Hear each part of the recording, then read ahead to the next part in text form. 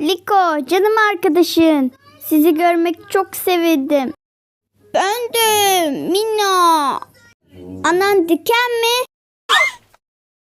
Ben diken mi dayanamam. Evet diken. Sana yapacağım Moka. Kaç.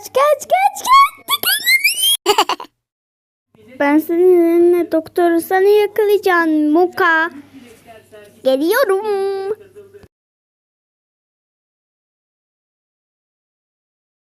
Kurtuldu galiba. Ama neyse. Aman Liko. Liko sana inanacağım. Gel buraya. Anan can. Miko. Cız yatıracağım.